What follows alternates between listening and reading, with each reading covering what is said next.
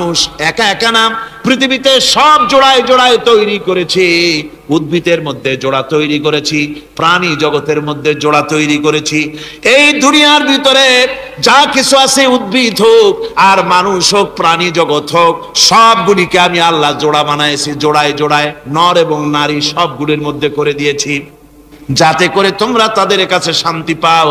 আর তোমাদের মধ্যে ভালোবাসা সৃষ্টি করেছি, মহব্বত সৃষ্টি করে দিয়েছি। আর পরিণত বয়সে এই মহব্বতকে আমি আল্লাহ করুণার সহৃদয়তায় পরিণত করে দেই। তোমার থেকে তোমার জোড়া নারী সৃষ্টি করেছি, স্ত্রী। সেই স্ত্রীর কাছে তুমি তোমার স্বস্তি শান্তি ফিরে পাবে। আর যখন বৃদ্ধ হয়ে যাবে, তখন এই ভালোবাসাটাকে আমি করুণা আর মহব্বতের মধ্যে পয়দা করে দেই।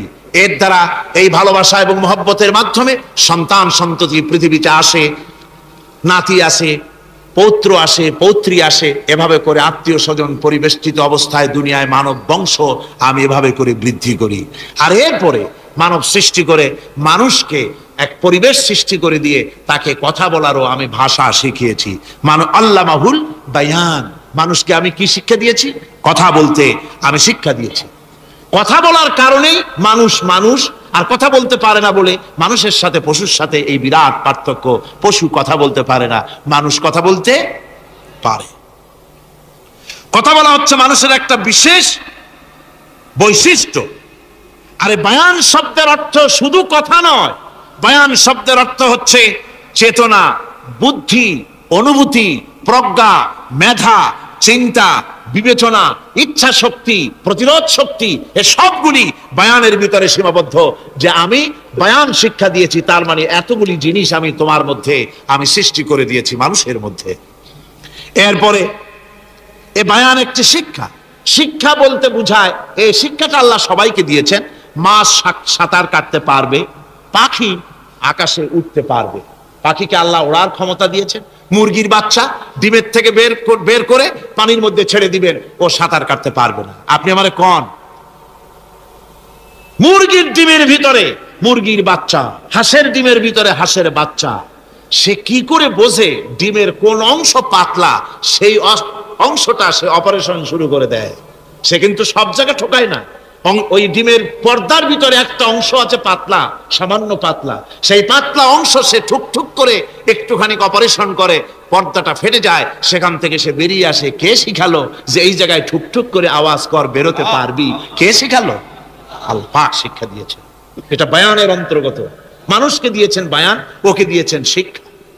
হাঁসের বাচ্চা পানির ভিতরে ছেড়ে দিলে ওকে সাঁতার কাটতে হবে, কে শিখালো? আল্লাহ পাক। বাতাসে পাখিরা উড়ে বেড়ায় ডানা মেলে। আওয়ালাম ইয়ারাউ ইলা তায়রি সাফাতিন ওয়া ইয়াকবিদনা মা ইউমসিকুহুন্না ইল্লার রহমান। দেখে নাকি তারা পাখিটি কেমন? মেলি দুটি লঘু ডানা, উড়িয়া বেড়ায় শূন্যের পরে নাহি তার কোনো মানা। আবার সে ডানা গুটাইয়া চলে, কিন্তু পড়ে না তবু। বলকে বা তারে শূন্যে রাখিছে ভিন্ন সে এক প্রভু। প্লেনের মতো, এরোপ্লেনের মতো দেখছেন না পাখিগুলি এরকম এরকম করে ওড়ে। আবার কখনো উঠতে গিয়ে আর ডানা দোলায় না, দুটো ডানা শরীরের সাথে মিশাইয়া একেবারে রকেটের মতো উড়ে চলে যায়, কিন্তু পড়ে যায় না। কে তাকে শূন্যের উপরে রেখেছে? জোরে কর, কে রেখেছে? এই ট্রেনিং আল্লাহ পাক তাকে দিয়েছেন। আল্লাহ পাক তাকে এই শিক্ষা দিয়েছেন। এই শিক্ষা, পানিতে সাঁতার কাটবে মাছ, বায়ুতে ভেসে বেড়াবে পাখি, তারপরে মানুষের চোখের পলক পড়বে, পাকস্থলী হজম করবে, এসব শিক্ষা আল্লাহই দিয়েছেন। প্রত্যেকটা জিনিসকে সৃষ্টি করেছেন, আর তার কাজটাও কিভাবে হবে তাও আল্লাহ পাক শিখিয়ে দিয়েছেন। এই জন্য শুধুমাত্র এই শিক্ষাটুকুনি নয়, মূল শিক্ষা হচ্ছে আল্লামাহুল বায়ান। এর আসল অর্থ হলো মানুষের জ্ঞানের পূর্ণতার জন্য আল্লাহ পাক বায়ান দিয়েছেন। সে বায়ান হচ্ছে কোরআনে কারীম। সে বায়ান কি? কোরআন। এই কোরআন হচ্ছে মানুষের জ্ঞানের পূর্ণতা। কোরআন দিয়ে মানুষের জ্ঞান পরিপূর্ণ হয়। ওমা উতীতুম মিনাল ইলমি ইল্লা কালিলা, তোমাদেরকে খুব সামান্যতম জ্ঞান দেওয়া হয়েছে। আসল জ্ঞানের মালিক কে? আল্লাহ সুবহানাহু ওয়া তাআলা। আল্লাহ রাব্বুল আলামিন বলেন, আশ-শামসু ওয়াল কমারু বিহুসবানিন والنجم والشجر يسجدان। সূর্য এবং চন্দ্র একটা বিরাট একটা হিসাবের অনুসরণে বাধ্য। সূর্য আর চন্দ্র একটা হিসাবের অনুসরণে বাধ্য, এর ব্যতিক্রম হওয়ার কোনো উপায় নাই। সূর্য এবং চন্দ্র তার আপন আপন কক্ষপথে ঘুরবে, ইচ্ছে মাফিক সূর্য চন্দ্র ঘুরতে পারবে না। রাত 12টার সময় সূর্য এসে বলতে পারবে না বেটা রাত ছড়, আমি এখন উদিত হব, পারবে? পারবে না। দিনের দুপুরের সময় রাত এসে মাথা চাড়া দিয়ে জাগাতে পারবে না, দিন সরে যা, আমি এখন সবটাকে রাত বানায় দেব, পারবে না। চন্দ্র এবং সূর্য একটা নির্ধারিত একটা হিসাবের অনুসরণে তারা রয়েছে, আর এই হিসাবের নিয়ম, কঠোর হিসাবের নিয়মতান্ত্রিকতার ভেতরে থাকার কারণেই মানুষের জন্য চন্দ্র, মাস, বছর ইত্যাদি গণনা মানুষের জন্য আল্লাহ সহজ করে দিয়েছেন। আল্লাহ পাকের নবীর কাছে জিজ্ঞাসা করা হচ্ছে, ওয়ায়াসআলুনাকা আনিল আহিল্লাম, ও নবী আপনাকে প্রশ্ন করা হয় চাঁদ সম্পর্কে। কাফেররা প্রশ্ন করেছে চাঁদের ক্রমবর্ধমান ক্রমহ্রাস কেন, চাঁদ বাড়ে কেন, কমে কেন, আপনারে জিজ্ঞাসা করা হয়, আপনি জবাবে বলুন কুল হিয়া মাওয়াকিতু লিন্নাস, বলুন এ চাঁদ হচ্ছে মাস, দিন, বছর গণনা করার জন্য, গোটা পৃথিবীবাসীর জন্য আমি একটা স্থায়ী ক্যালেন্ডার আকাশে ঝুলায় রাখছি। জোরে কোন সুবহানাল্লাহ। বিনা পয়সার ক্যালেন্ডার কে ঝুলায় রাখছেন? আল্লাহ সুবহানাহু ওয়া তাআলা, তিনি ঝুলিয়ে রেখেছেন এই ক্যালেন্ডারকে। আর এই চন্দ্র সূর্য নিজের ইচ্ছা মাফিক চলতে পারে না। আল্লাহ পাক কোরআনে কারিমে বলেছেন, আফা গায়রা দীনিল্লাহি ইয়াবগুন ওয়া লাহু আসলামা মান ফিস সামাওয়াতি ওয়াল আরদি তাওআন ওয়া কারহা। তোমরা কি আমার দেওয়া জীবন ব্যবস্থা ছেড়ে দিয়ে মানুষের তৈরি করা, অন্যের তৈরি করা মতবাদ গ্রহণ করতে চাও? ওয়ালাহু আসলামা মান ফিস সামাওয়াতি ওয়াল আরদ, অথচ আকাশে যা কিছু আছে, জমিনে যা কিছু আছে, সব আমার কি করছে? আমার হুকুম মেনে, আমার আনুগত্য করে তারা চলছে। আনুগত্যের সামনে মস্তক অবনত করে দিয়েছে। তাই তো আমরা দেখতে পাই তাল গাছে কোনোদিন বেল হয় না, হয়? চট্টগ্রামে হয় বোধহয়, তাল গাছে বেল হয়, নারকেল গাছে আম হয়, নিম গাছে লিচু হয়? হয় না। আল্লাহর সুন্নতের ভিতরে কোনো পরিবর্তন পাওয়া যাবে না। দেখুন বঙ্গোপসাগরের পানি মিষ্টি না নোনা? সবাই বলুন মিষ্টি না নোনা? বঙ্গোপসাগরের নোনা পানি জোয়ারের টানে এই বঙ্গোপসাগরের নোনা পানিগুলি পদ্মা, মেঘনা, যমুনার ভিতরে প্রবেশ করে মিষ্টি পানির ভিতরে। আবার ভাটির টানে পদ্মা, মেঘনা, যমুনার পানিগুলি, মিষ্টি পানিগুলি নোনা পানির মধ্যে গিয়া ঢোকে। মাঝখানে কোনো পার্টিশন নাই। নোনা পানি মিষ্টি পানির এলাকাকে নোনা বানাতে পারে না, আবার মিষ্টি পানিগুলি গিয়া নোনা পানিগুলিরে মিষ্টি বানাইতে পারে না। কার হুকুম পালন করে? কার হুকুম? النجم والشجر يسجدان والسماء رفعها ووضع الميزان। তারকা, বৃক্ষরাজি সব সেজদায় রত। তারাই সেজদা দেয় কারে? কারে সেজদা দেয়? চাঁদ সেজদা করে কাকে? সূর্য করে কাকে? গাছপালা করে কারে? আল্লাহ পাককে সেজদা করে সবাই। সমস্ত সৃষ্টি জগতের কাজ হলো তিনটা। সৃষ্টি জগতের কাজ কয়টা? তিনটি কাজ। একটা কাজ হচ্ছে সৃষ্টি জগৎ মহান আল্লাহর উদ্দেশ্যে সিজদা করবে, তার হামদ করবে, তার তাসবিহ করবে। তিনটা কাজ, সিজদা করবে, হামদ করবে, তাসবিহ করবে। এই তিনটা কাজ হচ্ছে সৃষ্টি জগতের। গোটা পৃথিবীর সবকিছু আল্লাহ পাককে সিজদা করছে। কোরআনে কারিমে রব্বুল আলামিন বলেন, ওয়ালিল্লাহি ইয়াসজুদু মান ফিস সামাওয়াতি ওয়াল আরদি তাওআন ওয়া কারহা ওয়া যিলালুহুম বিল গুদুবি ওয়াল আসাল। আল্লাহ পাক বলেন, আকাশে যা কিছু আছে, জমিনে যা কিছু আছে, সব কিছু আমার সেজদা করে। এমনকি গাছগুলি, গাছও আমার সেজদা করে। গাছগুলি সকাল বেলায় গাছের ছায়া সকাল বেলায়, আর বিকাল বেলায় নিজের ছায়া লম্বা করে দিয়ে আমার সামনে সেজদায় পতিত হয়ে যায়। গাছগুলি আমাকে সেজদা করে। তারকা সমূহ, চন্দ্র, সূর্য সব আমাকে সেজদা করে। ওয়ালিল্লাহি ইয়াসজুদু মা ফিস সামাওয়াতি ওয়া মা ফিল আরদ মিন দাব্বাতিন ওয়াল মালাইকাতু ওয়া হুম লা ইস্তাকবিরুন। আকাশ এবং জমিনে যা কিছু আছে আমার সিজদা করে, আমার সিজদা থেকে কেউ অহংকার করে না, অহমিকতা করে না, আমার সিজদা থেকে কেউ ফিরে যায় না, সবাই আমাকে সিজদা করে। সুতরাং ও মানুষ, আমার দরবারে সিজদায় মাথা নত করে দাও। সবগুলি আমার সামনে সিজদা করতেছে। আলাম তারা আন্নাল্লাহা ইয়াসজুদু লাহু মান ফিস সামাওয়াতি ওয়া মান ফিল আরদ والشمس والقمر والنجوم والجبال والشجر والدواب وكثير من الناس।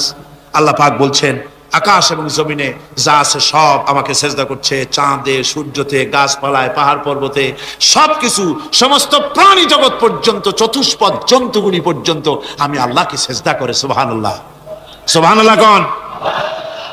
সব সেজদা আল্লাহর জন্য। সুতরাং আল্লাহ পাককে সেজদা করতে হবে। এই সেজদা দিয়া ধন্য হচ্ছে সমস্ত সৃষ্টি জগৎ।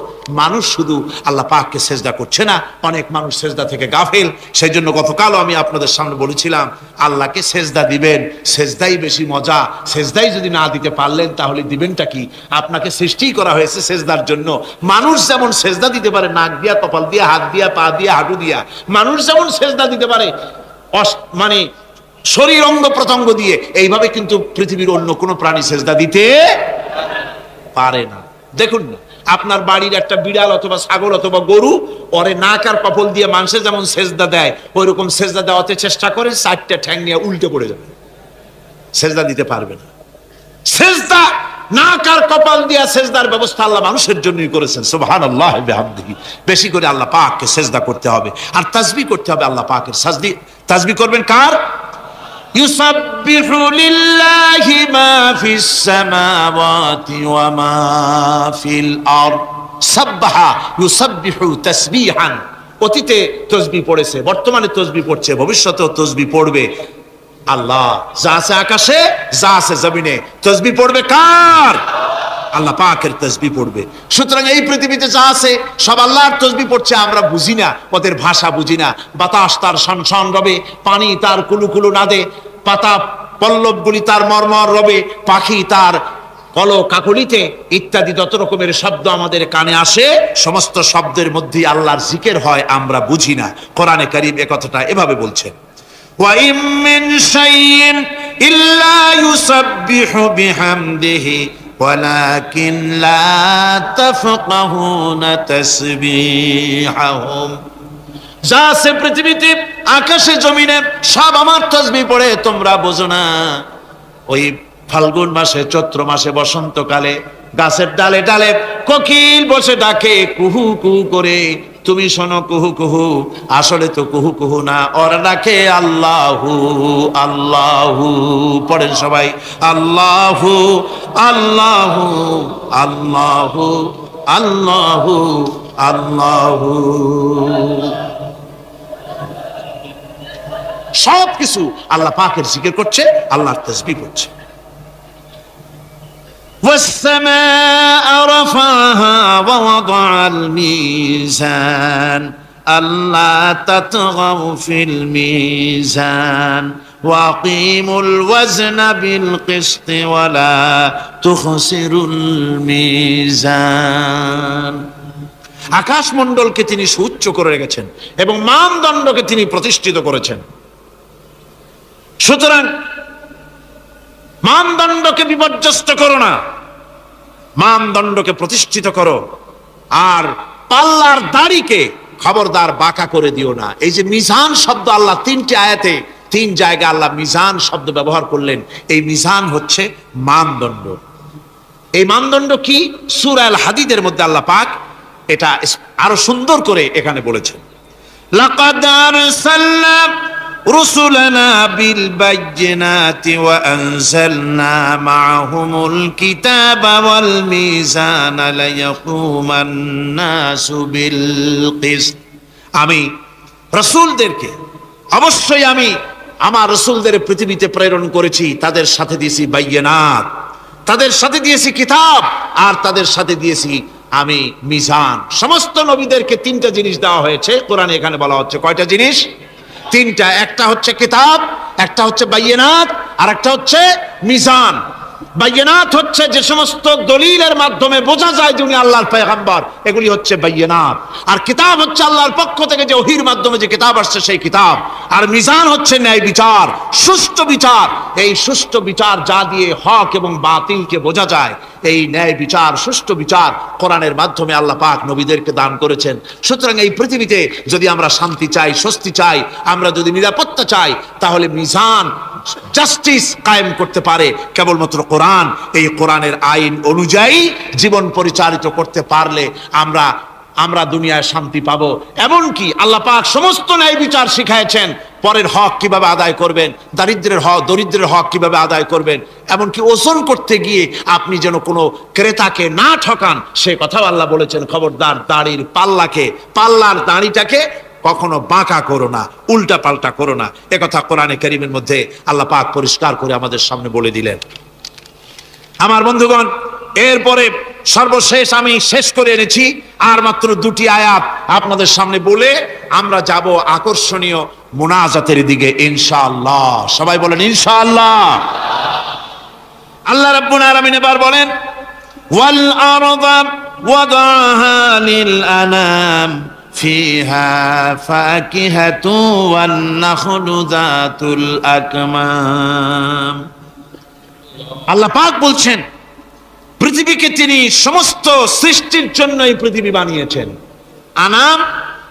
আনাম শব্দের অর্থ হচ্ছে জীব, জানদার।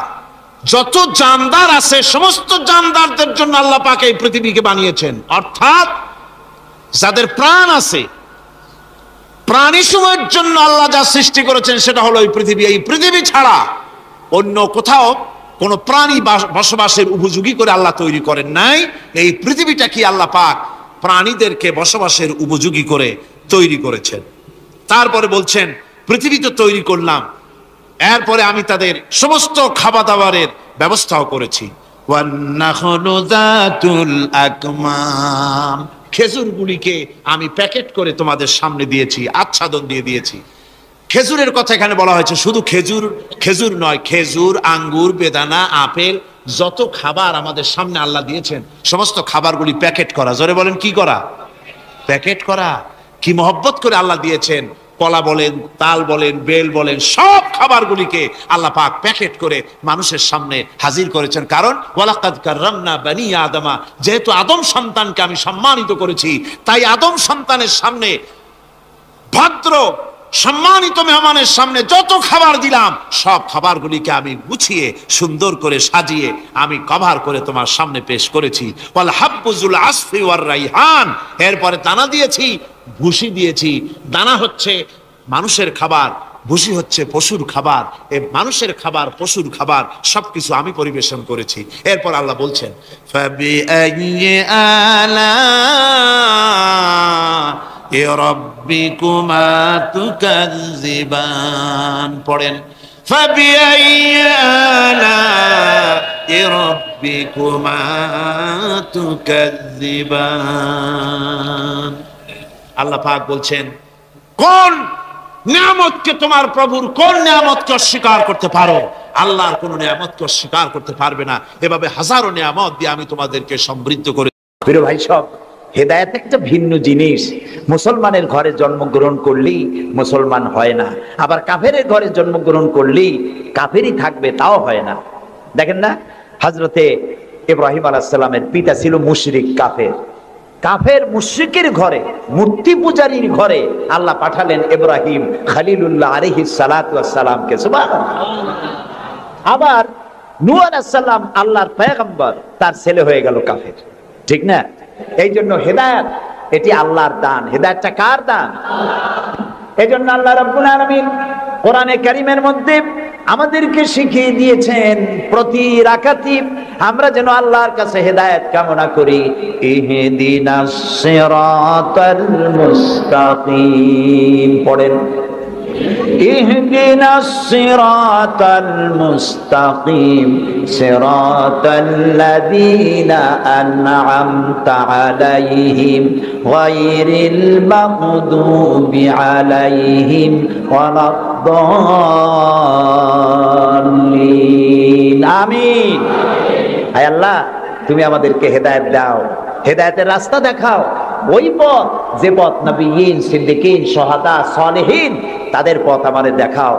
আর যারা অভিশপ্ত, যারা বিপদগ্রস্ত, পথগ্রস্ত, সে পথে আমি চলতে চাই না, নবীদের পথ আমাদেরকে দেখাও। হেদায়েত পাওয়া যত কঠিন, হেদায়েতের উপরে টিকে থাকা ততোধিক কঠিন। সেই জন্য আল্লাহ তাআলা হেদায়েত প্রাপ্তদের জন্য একটা দোয়া শিখিয়ে দিয়েছেন, এই দোয়াটা করো যাতে তোমরা হেদায়েতের উপরে টিকে থাকতে পারো। দোয়াটা কি? রব্বানা লা তুযিগ কুলুবানা বা'দা ইয হাদাইতানা ওয়া হাব লানা মিন লাদুনকা রাহমাতান ইন্নাকা আনতাল ওয়াহ্হাব। আয় আমার রব, তুমি আমাকে যখন দয়া করে হেদায়েতের রাস্তা দিয়েছো, আল্লাহ তুমি আমাকে হেদায়েত থেকে বিগড়ে দিও না। বলেন আমিন। নবী করিম সাল্লাল্লাহু আলাইহি সাল্লামের কাছে কোরআন নাজিল হচ্ছে, কে এনে দিচ্ছে? আল্লাহ তাআলা দুনিয়ার মানুষকে হেদায়েত দিবেন, সেজন্য নবী দরকার আর হেদায়েত পাঠানো দরকার। আল্লাহ তাআলা কোনো মানুষের সাথে সরাসরি কথা বলেন না, সরাসরি কথা বলেন না, সামনে এসে কথা বলেন না। যদি কারোর সঙ্গে কথা বলতে চান, মিন ওয়ারাই হিজাব, পর্দার আড়াল থেকে কথা বলেন, অথবা তার মনের মধ্যে আল্লাহ তাআলা ইলকা করে দেন। আমি গত 2 সপ্তাহ আগে কায়রো সফর করে এসেছি, মিশর। আল্লাহ তাআলার কাছে আমার খুব আশা ছিল, দুনিয়ার 4টি মহাদেশের প্রায় অর্ধশত দেশ ভ্রমণ করেছি, কিন্তু মিশর আমার দেখা হয়নি। মুসা আলাইহিস সালামের দেশ, ফেরাউনের দেশ, ইউসুফ আলাইহিস সালামের দেশ, সালেহ আলাইহিস সালামের দেশ, ইব্রাহিম আলাইহিস সালামের শ্বশুর বাড়ি। তো আল্লাহ তাআলা সেই জায়গা দেখার তৌফিক দিলেন।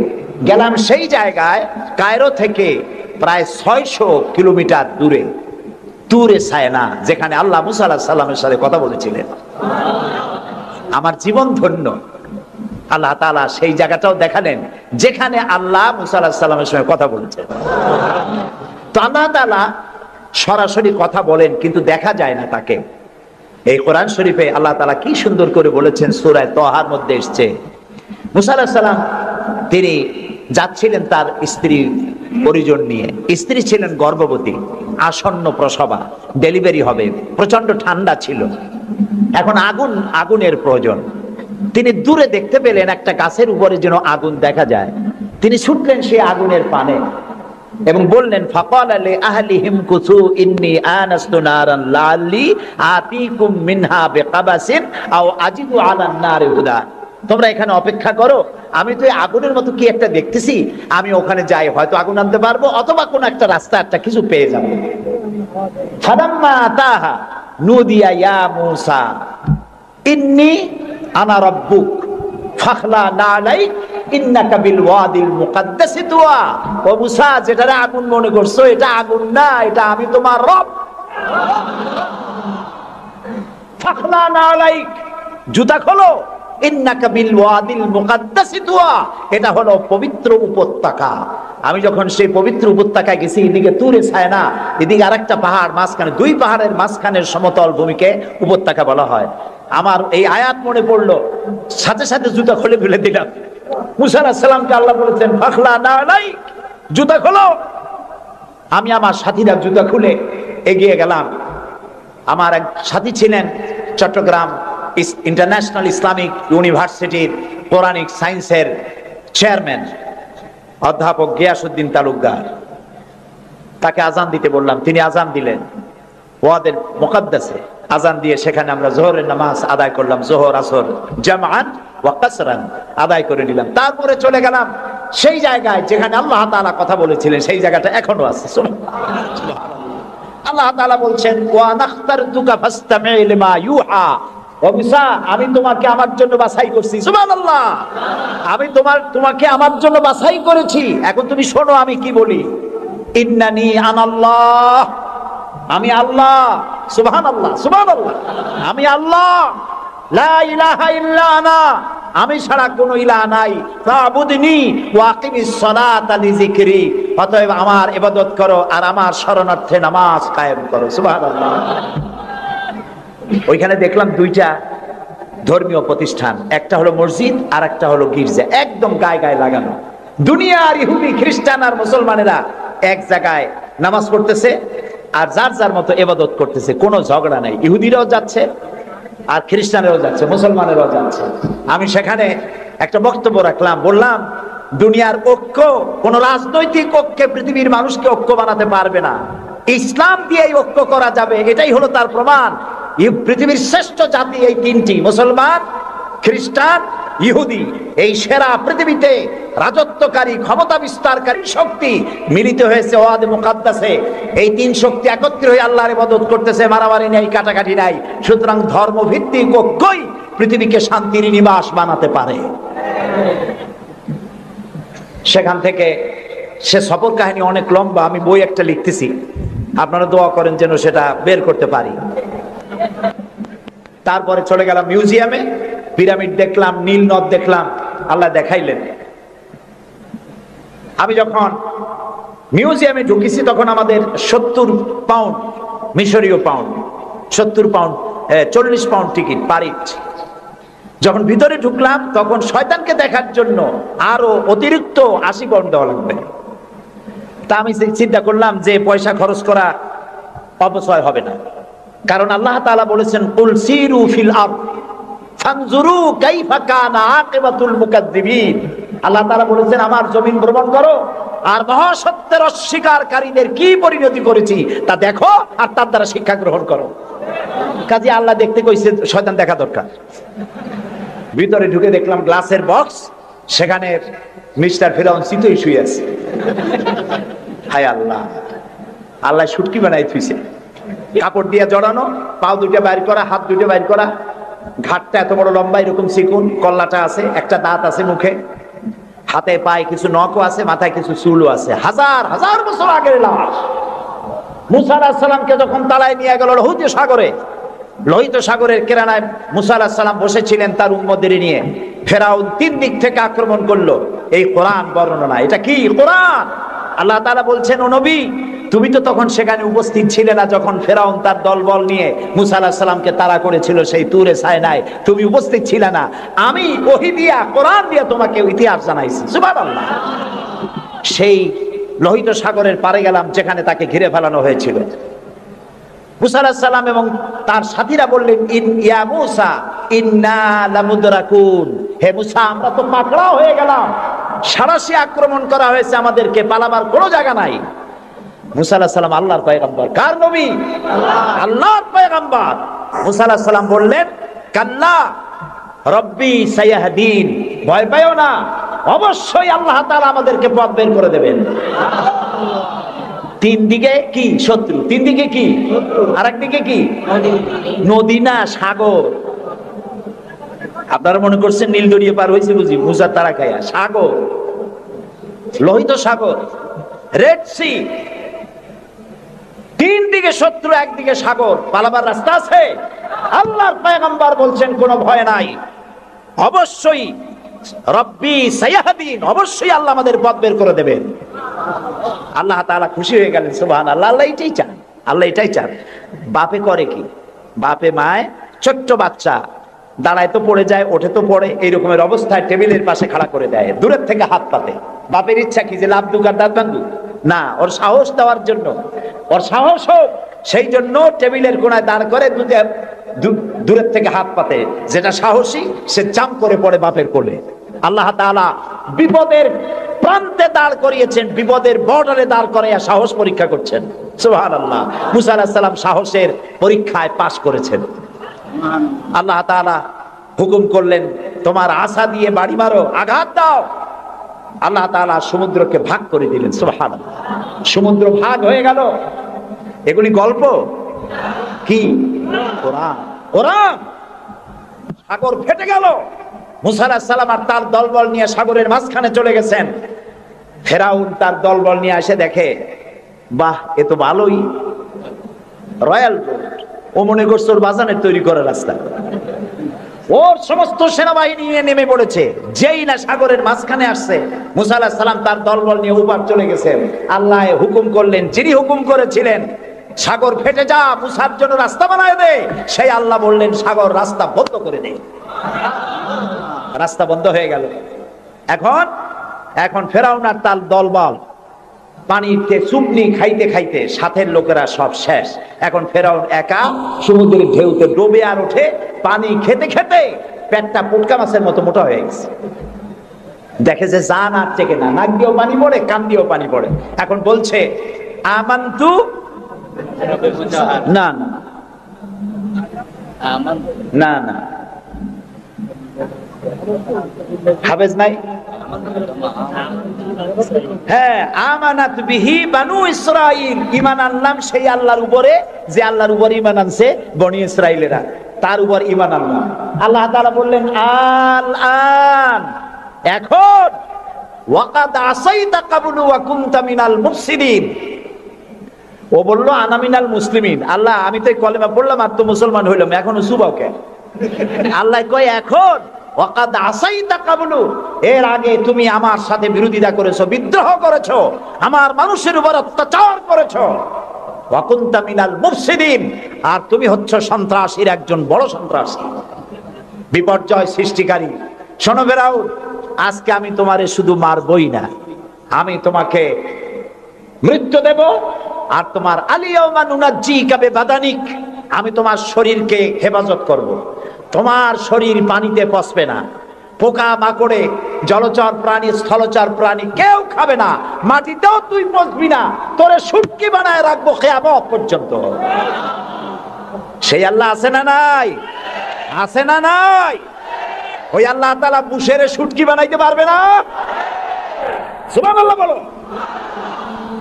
আল্লাহর সাথে যারা নাফরমানি করবে, আর এই নাফরমানদেরকে যারা কলম দিয়া লিখে, বক্তৃতা করে, রাজনীতি দিয়া যারা আল্লাহর নাফরমানদেরকে সাহায্য করবে, নমরুদের মতো, ফেরাউনের মতো আল্লাহ চুমাইয়া দুনিয়া থেকে জুতা মেরে বিদায় করে দেবেন।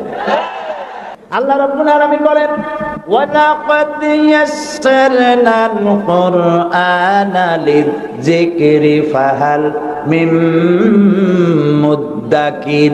আল্লাহ তাআলা বলেন কোরআনকে মুখস্থ করার জন্য আমি বান্দার কাছে, মানুষের কাছে বোঝার জন্য আর মুখস্থ করার জন্য আমি আল্লাহ সহজ করে দিয়েছি। আল্লাহ যদি সহজ না করতেন, এই কোরআন আমরা মুখস্থ করতে পারতাম না। নবী করিম সাল্লাল্লাহু আলাইহি ওয়াসাল্লাম এই কোরআন দিয়ে মদিনায় ইসলামী রাষ্ট্র কায়েম করলেন। সুবহানাল্লাহ বলেন।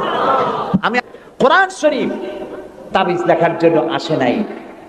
যারা তাবিজ লেখেন, আমি বিনয়ের সাথে তাদেরকে এই কথাটা বলবো, আপনারা কোরআন দিয়া তাবিজ লিখা ইসলামের কোনো উপকার করেন নাই, ক্ষতি করছেন। আমি একটু ব্যাখ্যা দিয়ে বলি, তাহলে বুঝতে সুবিধা হবে। তাবিজ দিয়া লেখা কি ক্ষতিটা করলেন? ক্ষতি করছেন এই, সাধারণ মুসলমানেরা আপনাদের কাছে, হুজুরদের কাছে মামলা মোকদ্দমার বিষয় জানার জন্য আসে না। সংঘর্ষ বেঁধেছে, মীমাংসা হবে কেমন, এজন্য আসে না। স্কুল, কলেজ, মাদ্রাসা অথবা অন্য কিছু তৈরি করবে ইত্যাদির জন্য আপনার কাছে জানতে আসে না। আপনার কাছে আসে ছেলে বিয়ে করছে, বহুত দিন হয়েছে, বাচ্চা হয় না, তারপরে পেট্রোল শোক হয়েছে, মাথায় যন্ত্রণা, গরু হারায় গেছে, খুঁজে পাওয়া যায় না, বউরে জেনে ধরছে, মেয়েকে ভূতে ধরছে, এই সব কালো জিরে পড়া, তেল পড়া, পানি পড়া, আর কালো সুতোয় গিরে দেওয়া, এই সব কাজেই আপনার কাছে আসতেছে। কেন? আপনি বুঝাইছেন যে এখানে আসলে তাবিজ দেওয়া যায়, ঝাড়ফুঁক করা যায়, দোয়া দরুদ করা যায়, সেই জন্য বড় কাজ থইয়া এই কাজে আপনার কাছে আসতেছে। অথচ বিশ্বাস করুন, রাসূলুল্লাহ কোরআন দিয়া তাবিজ লেখেন নাই, সাহাবায়ে কেরামও করেন নাই।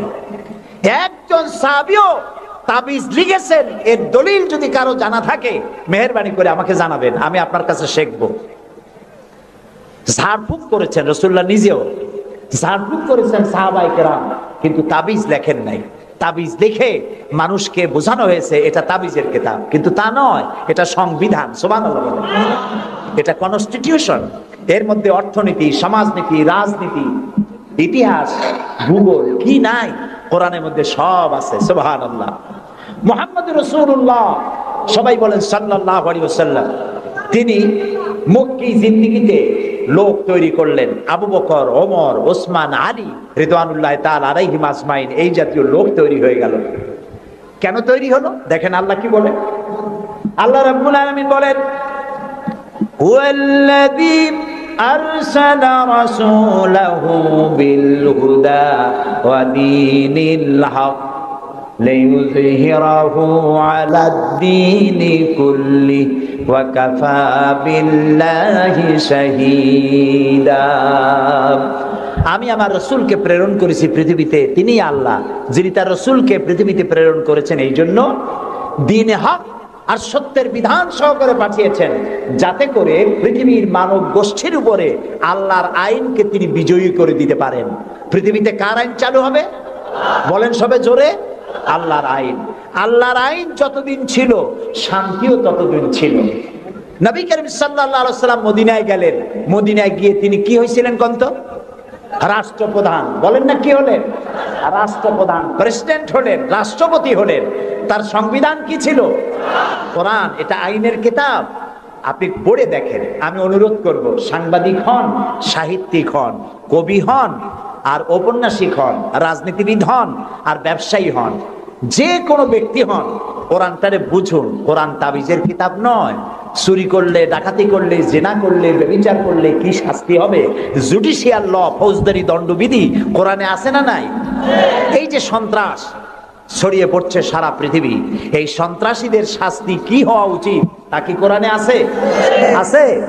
সূরা মায়েদার মধ্যে আল্লাহ পরিষ্কার করে সন্ত্রাসীদের শাস্তি কি হবে তা এর মধ্যে পরিষ্কার করে বলে দিয়েছেন।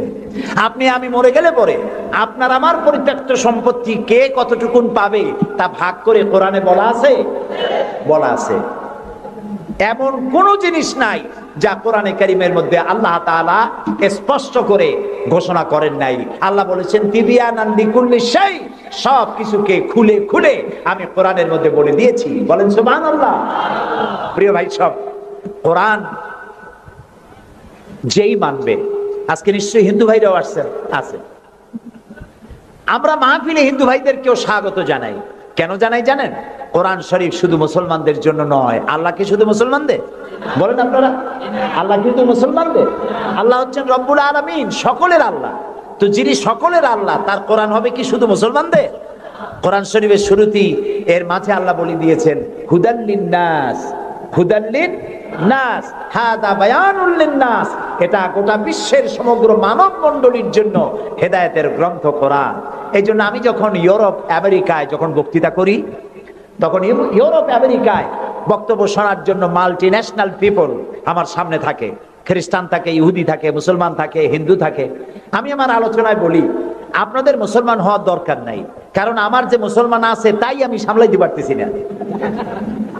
মুসলমান হওয়ার দরকার নেই, শুধুমাত্র কোরআনের বিধান মানেন, কোরআনের আইনটা যদি মানেন আপনারা শান্তি পাবেন। মুসলমান হওয়ার দরকার নাই, কোরআনের আইন মানেন, শান্তি পাবেন। কয় কিরকম? আমি বলি দেখেন, সুদ, সুদ হালাল না হারাম? এই সুদ দিয়ে মানুষ শোষিত হয় না উপকৃত হয়? শোষিত হয়। কারা শোষিত হয়? গরিবরা। কারা শোষিত হয়? গরিবেরা। দেখেন আল্লাহ যা বানায়, শয়তান তার উল্টো একটা বানায়। আল্লাহ বানিয়েছেন জাকাত ভিত্তিক অর্থ ব্যবস্থা। জাকাত হলো ধনীদের কাছ থেকে নাও, গরিবদের দাও। আর সুদ হলো এর উল্টা, গরিবদের কাছ থেকে নাও, ধনীদের দাও। এটা হলো শয়তানের বানানো। এখন ব্যাংকের থেকে সুদ নেয় গরিবেরা, নিয়ে সার কিনলো, বীজ কিনলো, হালের বলদ কিনলো, জমিন চাষ করলো, ফসল বুনলো, কিন্তু অনাবৃষ্টি অতিবৃষ্টির কারণে ফসল হলো না। ব্যাংকের সুদ মাফ হবে? হবে না। সুদ চাপ সৃষ্টি করা হবে দেওয়ার জন্য। যদি না দেয় তাহলে বাকি হালের বলদ বেচা লাগবে, বইয়ের সোনার শেষ চুরি গাছা, ভিটে বাড়ি বিক্রি করে ব্যাংকের সুদ পরিশোধ করতে হবে। ব্যাংকে টাকা রাখছিল কারা? বুঝেন না কেন? কারা রাখছিল? তাদের টাকা আরো বাড়লো, আর গরিবের টাকা যা ছিল তাও শেষ হয়ে গেল। এখন দেখেন আল্লাহ কি বলেন। আল্লাহ রাব্বুল আলামিন বলেন ওয়াহাল্লাল্লাহুল বাইআ ওয়া হাররামার রিবা। আল্লাহ তাআলা বলেন আমি সুদকে হারাম করেছি আর ব্যবসাকে করেছি হালাল। সুদ হারাম, কত বড় হারাম! রাসূলুল্লাহ বলেছেন সুদের মধ্যে 70টি গুনাহ, তার 70 গুনাহ হলো নিজের গর্ভধারিণী মাকে বিবাহ করা। নাউযুবিল্লাহ। ঘৃণার সাথে বলেন নাউযুবিল্লাহ। এই মারাত্মক গুনাহ, এই সুদ যদি বাংলাদেশে রাষ্ট্রীয়ভাবে বন্ধ করা হয় তাহলে উপকৃত হবে শুধু মুসলমানেরা, হিন্দুরা হবে না, খ্রিস্টান হবে না, বৌদ্ধরা হবে না। এখন এটারে কেমনে বন্ধ করবেন কোন? সুদ কেমনে বন্ধ করবেন? সুদের বিরুদ্ধে আমাদের দেশের পীর সাহেবরা, মাওলানা সাহেবরা ওয়াজ কি কম করছে? পক্ষে করছে না বিপক্ষে করছে? সুদ বন্ধ হয়েছে? আমি বলি কিয়ামত পর্যন্ত যদি এই দেশে পীর সাহেবরা আর মাওলানা সাহেবরা ওয়াজ করতে থাকে সুদের বিরুদ্ধে, সুদ বন্ধ হবে না, হবে না, হবে না। ওয়াজ দিয়া তাফসীর দিয়া সুদ বন্ধ হয় না। ওয়াজ দিয়া তাফসীর দিয়া যদি সুদ বন্ধ হইতো তাহলে মুহাম্মদ সাল্লাল্লাহু আলাইহি ওয়াসাল্লামের চাইতে বড় ওয়াজ আকাশের নিচে জমিনের উপরে আর একজন আছে? তিনি ওয়াজ করে বন্ধ করতে পারতেন। তিনি বন্ধ করছেন কিভাবে? আইন করিয়া। কিভাবে করছেন? যেমন একটা বিষয় আপনাদের বুঝাই, আমাদের দেশে এখন পলিথিন আছে না নিষিদ্ধ হয়েছে? কেমনে নিষিদ্ধ হইল? মাওলানা সাহেবরা ওয়াজ করছে ভাইরা আপনারা পলিথিন ব্যবহার করবেন না, কবিরা গুনাহ হইব, আর যদি কেউ পলিথিন ব্যবহার করেন কিয়ামতে 13 দিন জাহান্নামে থাকবেন। এরকম ওয়াজ করছে কেউ? কেমনে বন্ধ হইল? পরিবেশ মন্ত্রী বিল উত্থাপন করলেন পার্লামেন্টে, বললেন পলিথিন জমিনের উর্বরা শক্তির জন্য মারাত্মক ক্ষতিকর, পলিথিন পচে না, জমির উর্বরা শক্তি নষ্ট করে দেয়। একদিন বাংলাদেশে জমিনের উর্বরা শক্তি হারিয়ে গোটা মানুষ দুর্ভিক্ষের কবলিত হবে, না খেয়ে মারা যাবে। সুতরাং এই ধরনের বিষাক্ত জিনিস এটাকে নিষিদ্ধ ঘোষণা করা হোক। স্পিকার সাহেব তখন বললেন পার্লামেন্টের সামনে, সংসদের সামনে এখন প্রশ্ন হচ্ছে যে পলিথিন মারাত্মক ক্ষতিকর বিষয়, এই জিনিসটি নিষিদ্ধ ঘোষণা করা হোক। পক্ষে যারা আছেন তারা হা বলেন। হা বলল, তিনি হা বিজয় হয়েছে বলে এটাকে নিষিদ্ধ ঘোষণা হয়ে গেল। পরের দিন প্রেসিডেন্ট সই করলেন। এখন পলিথিন নিষিদ্ধ হলো না জারি আছে? কোন এর প্রোডাকশন, এর উৎপাদন, এর বিপণন সবটা বন্ধ হয়ে গেছে। এখন সুদ বন্ধ করবেন কেমনে? ওয়াজ করে বন্ধ করা যাবে না। সুদে মানে সুদের বিপক্ষের লোক পার্লামেন্টে যদি যায়, 2/3 মেজরিটি যদি তারা হয়, তারপরে একজন লোক সেখানে দাঁড়িয়ে যাবেন, বিল উত্থাপন করবেন, বলবেন আল্লাহ সুদ হারাম করেছেন, রাসূলুল্লাহ বলেছেন সুদের মধ্যে 70টি গুনাহ, তার 70 গুনাহ হলো নিজের গর্ভধারিণী মাকে বিবাহ করা। এই মারাত্মক সুদকে নিষিদ্ধ ঘোষণা করা হোক। স্পিকার সাহেব বলবেন সংসদের সামনে এখন প্রশ্ন হচ্ছে, সুদ হচ্ছে মাকে বিবাহ করার মতো মারাত্মক গুনাহ, এই গুনাহ থেকে গোটা জাতিকে বাঁচাবার জন্য সুদ নিষিদ্ধ ঘোষণা করা হোক। এই প্রস্তাবের পক্ষে যারা আছে তারা জোরে হা বলুন। আরে ভাই, এটা তো পার্লামেন্ট না। পার্লামেন্টে যখন হা বলবে তখন স্পিকার সাহেব বলবেন আমার মনে হয় হা জয় যুক্ত হয়েছে, হা জয় যুক্ত হয়েছে। কয়বার কবে? 3 বার। পরের দিনে বিল চলে যাবে বঙ্গভবনে, প্রেসিডেন্ট সাহেব চোখ বুজে সই করে দেবে। তারপরের দিন থেকে সোনালী, বৈকালী, রূপালী, ভুবালী, কুষ্টি সুদ্ধা ব্যাংকের সুদ বন্ধ হবে নাকি হবে না বলো? সুতরাং কোরআন এসেছে আইন ইমপ্লিমেন্টের জন্য। কোরআনের আইন চালু করো। কোন হিন্দুর মুসলমান হওয়ার প্রয়োজন নাই, কোন খ্রিস্টানের মুসলমান হওয়ার প্রয়োজন নাই। কোরআনের আইন চালু হওয়ার মানেই হলো মানবতার কল্যাণ। সুবহানাল্লাহ। হযরতে সাদ তখন বললেন তাহলে তোমরা সবাই আমার পেছনে পেছনে এই দরিয়ার ভিতরে ঝাঁপিয়ে পড়ো আর আমার সঙ্গে সবাই উচ্চারণ করো নাস্তাঈনু বিল্লাহি ওয়া নাতাওয়াক্কালু আলাইহি হাসবুনাল্লাহু নি'মাল ওয়াকিল নি'মাল মাওলা ওয়া নি'মান নাসীর। ইতিহাস লিখতেছি 60,000 সৈন্য তাদের অশ্ব নিয়ে, তাদের উষ্ট্র নিয়ে, তাদের মালপত্র নিয়ে, জাহাজের সামান নিয়ে শ্রাবণের খরস্রোতা নদী, উত্তাল তরঙ্গমালায় ভরা নদীর উপর থেকে এই সাহাবীরা পাড়ি দিয়ে ওপার চলে গেলেন। ওপার যাওয়ার পরে হযরতে সাদ বলছেন তোমাদের কেউ কি হারিয়ে গেছে নাকি? সবাই এদিক ওদিক তাকায় খোঁজ করে বলল মানুষ তো দূরের কথা, একটা উট আর ঘোড়াও একটাও হারায় যায় নাই।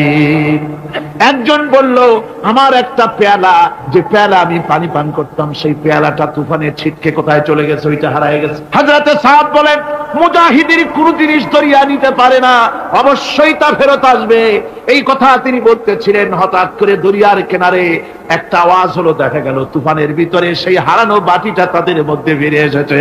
আল্লাহু আকবার। মুজাহিদদেরকে সাহায্য করেন স্বয়ং আল্লাহ রাব্বুল আলামিন। আফ্রিকার জঙ্গলের কাছে ভিন্ন ইতিহাস, জঙ্গলের কাছেই মুসলমানদেরকে থাকতে দেওয়া হয়েছে। মনে করা হয়েছিল জঙ্গলের সমস্ত হিংস্র প্রাণীরা এই মুসলমানদের শেষ করে দেবে, যুদ্ধ করা লাগবে না। হযরতে সাদ সে অবস্থা বুঝতে পারলেন, তিনি একটা মঞ্চ তৈরি করলেন। সেই মঞ্চের উপরে দাঁড়ায় জঙ্গলের প্রাণীদের দিকে লক্ষ্য করে তিনি নোটিশ জারি করে দিলেন, বললেন, ইয়া আইয়াতুহাল হাশারাত ওয়াস সিবাউ নাহনু আসহাবু রাসূলুল্লাহ সাল্লাল্লাহু আলাইহি ওয়াসাল্লাম। হে জঙ্গলের হিংস্র প্রাণীরা, আমরা আল্লাহ রাসূলের সাহাবী, ফাইন্না নাজিলুনা ফামান ওয়াজাদনা বাদাহু কাতালনাহু। আমরা রাসূলের সাহাবী, এইখানে আল্লাহর দ্বীনকে কায়েম করার জন্য আমরা এসেছি, আল্লাহর কলেমার আওয়াজ নিয়ে আমরা এখানে রাত কাটাবো। সুতরাং এই জঙ্গলের ভিতরে হিংস্র প্রাণী যত আছো সব আমাদের এই জায়গা ছেড়ে অন্যত্র চলে যাও। আফ্রিকার জঙ্গলি মানুষেরা চিন্তা করলো, মানুষের কথা কি জঙ্গলি প্রাণীতে শোনে নাকি, পাগলে কয় কি? তারা তাকায় তাকায় দেখলো হযরতে সাদের এই ঘোষণার পরে বাঘের কাতারে বাঘ, সিংহের কাতারে সিংহ, সাপের কাতারে সাপ, যার যার ডিম আর বাচ্চা গুলি মুখে কামড়ায়া সাহাবীদের এলাকা ছেড়ে দিয়ে তারা অন্যত্র চলে গেল। আমার মুসলমান ভাইরা, এই ছিল মুসলমানদের ইতিহাস। দ্বীন প্রতিষ্ঠা করার কাজে মুসলমান এগোলে আল্লাহই মদত করেন। কে মদত করেন? বিশ্বকবি, কবি সম্রাট আল্লামা ইকবাল রহমতুল্লাহ আলাইহি বলেছেন, দশত দশত है दरिया भी न छोड़े हमने, दश्त दश्त है दरिया भी न छोड़े हमने, बहर जुल्मत पे दौड़ा दिए घोड़े हमने। আমরা সেই মুসলমান, প্রান্তর তো প্রান্তর, আমরা দরিয়ার খরস্রোতা উত্তাল তরঙ্গের উপর থেকে ঘোড়া দাবড়িয়ে আফ্রিকার ভূখণ্ডে কালেমার পতাকা আমরা উড্ডীন করেছি। আমরা সেই মুসলমান। একটুখানি জিকির করেন, লা ইলাহা ইল্লাল্লাহ, লা ইলাহা, লা ইলাহা ইল্লাল্লাহ মুহাম্মাদুর রাসূলুল্লাহ। সমুদ্রের ঢেউকে, দাজলা নদীর ঢেউকে আল্লামা ইকবাল স্মরণ করায় দিন, ও দরিয়ার ঢেউ, এ মওজুদা জলাব তু ভি পহচানতি হ্যায় हमको अब तक है तेरा दरिया अफसाना खां हमारा। হে টাইগ্রিসের উত্তাল তরঙ্গমালা, নিশ্চয় তোমার ভুলে যাওয়ার কথা নয় যে তোমার উপর থেকেই আমরা দরিয়া পার হয়ে উপরে গিয়ে কালেমার পতাকা উড্ডীন করেছিলাম। আমরা সেই মুসলমান। আজ ইসলামী চেতনা হারায়া আমরা আজকে দুনিয়ার মধ্যে সবচাইতে লাঞ্ছিত, পদদলিত, হেয় প্রতিপন্ন জাতিতে পরিণত হয়েছি। আমার ভাইরা, মহাকবি, বিশ্বকবি, কবি সম্রাট আল্লামা ইকবাল রহমতুল্লাহ আলাইহি সুন্দর করে বলেছেন, মুসলমানদেরকে লক্ষ্য করে বলেছেন, ঘোষণা করো, বাতিলদেরকে জানায়া দাও, আমরা মাথা নত করার জাতি নই। আমরা মাথা নত করার জাতি। ভারত আজ আমাদের দিকে চোখ রাঙায়, ভারত চোখ রাঙায় তাকায় আমাদের, দুনিয়ার অনেকেই আমাদের দিকে চোখ রাঙায়। বিশ্বকবি আল্লামা ইকবাল বলেছেন, বাতিল সে দবনে ওয়ালে আয়ে আসমান নেহি হাম, বাতিল সে দবনে ওয়ালে আয়ে আসমান নেহি হাম, সবর কর চুকা হ্যায় তু ইমতিহান হামারা। বাতিলের সামনে মাথা নত করার জাতি আমরা নই। ওই আকাশ সাক্ষী, জমিন সাক্ষী, আমরা মাথা দিয়েছি কিন্তু মাথা নত করি না, শির দিয়েছি আমামা দেই নেই, সে জাতি আমরা। সুবহানাল্লাহ। সেই জাতি আজ দুনিয়ার বুকে লাঞ্ছিত, পদদলিত হচ্ছে। কারণ কি? কারণ হচ্ছে একমাত্র এই যে আমরা আমাদের জীবনের উদ্দেশ্য ভুলে গিয়েছি। আমার ভাইয়েরা, আল্লাহর এই রাস্তায়, আল্লাহর এই দিন প্রতিষ্ঠার জন্য লড়াই হবে, জেহাদ হবে। জেহাদের কথাই বলতেছি। এই জেহাদ হলো পৃথিবীর নির্যাতিত, নিপীড়িত মানুষের মুক্তির জন্য জেহাদ। জেহাদ কি জন্য? আমরা রাষ্ট্রপ্রধান হব, আমরা দেশ দখল করব, নেতৃত্ব দিব, এজন্য নয়। আমরা জেহাদ করব মানুষকে, মানুষের তৈরি করা মতবাদ, নির্যাতন থেকে, জুলম থেকে, অত্যাচার থেকে মানুষকে বাঁচাবার জন্য, মানবতা নিগৃহীত নির্যাতিত মানবতার মুখে মুক্তির হাসি ফোটাবার জন্য আমরা করব লড়াই। সেই লড়াইয়ে এগিয়ে আসতে হবে তরুণদেরকে। কাদেরকে? জোরে বলতে হবে, কাদেরকে? তরুণদের আসতে হবে, যুবকদের আসতে হবে। আমার আনন্দে বুক ভরে যায় যখন দেখি মাহফিলে, আজকে তো এই মাহফিল কোরআনে কারীমের কথা এই ভূখণ্ডে আল্লাহ বলার তৌফিক দিয়েছেন। 35টি বছর পার হয়ে গেছে, জীবনের 35টি বছর কোরআনে কারীমের সামান্য একটু খেদমত করার তৌফিক আল্লাহ পাক দান করেছে। যখন এই কাজ প্রথম শুরু করি তখন দেখেছি মাহফিলে যারা আসে তাদের 95% দাড়ি পাকা বুড়া মানুষ। কিন্তু দিন যত যেতে লাগলো, 71 পার হয়ে গেল, 72, 73, 74 এলো, আস্তে আস্তে দেখা গেল চিত্র উল্টে গেল। আজ মসজিদে তরুণদের জন্য জায়গা পাওয়া যায় না। যারা মসজিদে যায় সব তরুণ। যারা আগে হজে